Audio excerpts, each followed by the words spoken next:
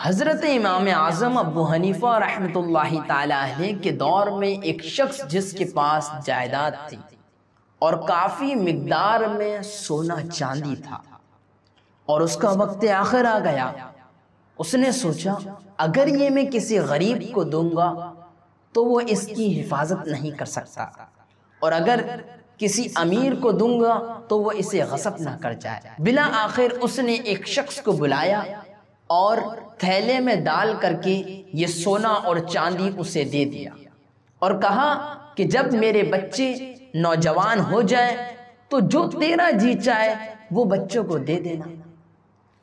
یہ وصیت ساتھ لکھی اور اس کے سپرد کر دیا۔ عرصہ گزرنے کے بعد جب بچوں نے بلوغت کی دہلیز پر قدم رکھا تو اس شخص نے 10-20 لوگوں کو بلا کر کے کہا، ان کے باپ نے کہا تھا کہ جب بچے جوان ہو جائیں تو جو تیرا جی چاہے وہ بچوں کو دے دینا۔ تو اس شخص نے سونا چاندی خود رکھ لیا اور خالی تھیلا ان بچوں کو دے دیا۔ لوگوں نے کہا یتیم بچوں پر ظلم ہوا ہے۔ جب قاضی کی عدالت میں جائیں تو قاضی کہتا ہے کہ باپ کی نصیحت ہی ایسی تھی، میں کیا کر سکتا ہوں۔ اور جب علماء سے پوچھا تو کہا کہ بچوں پر تو ظلم ہوا ہے لیکن باپ کی نصیحت ہی ایسی تھی۔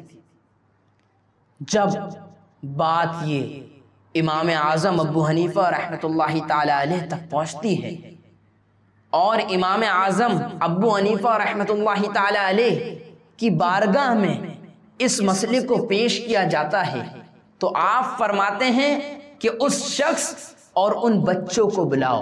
اس شخص اور بچوں کو بلا لیا گیا، فرمایا ان کے باپ کی وصیت پڑھو۔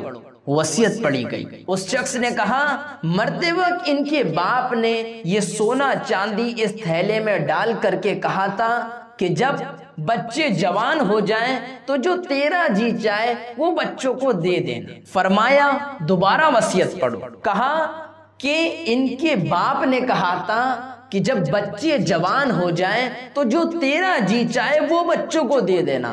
امام اعظم نے فرمایا ان کے باپ نے کہا تھا کہ جو تیرا جی چاہے وہ بچوں کو دے دینا، اب تو بتا تیرا جی سونے چاندی کو چاہ رہا ہے یا تھیلے کو؟ اس شخص نے کہا میرا جی تو سونے چاندی کو چاہ رہا ہے۔ فرمایا وصیت ہی یہی ہے کہ جو تیرا جی چاہے وہ بچوں کو دے دینا، اب تو ان کو یہ سونا دینا اور تھیلا خود رکھنا۔ تو اس طرح میرے امام اعظم ابو حنیفہ رحمۃ اللہ تعالی علیہ نے فیصلہ کر کے ان یتیم بچوں کا حق دلوایا۔ قرآن پاک کے 4 پارے کی پہلی آیت میں رب تعالی ارشاد فرماتا ہے لن تنالوا البر حتى تنفقوا مما تحبون، تم ہرگز بھلائی نہ پا سکو گے جب تک راہ خدا میں اپنی پیاری چیز خرچ نہ کرو۔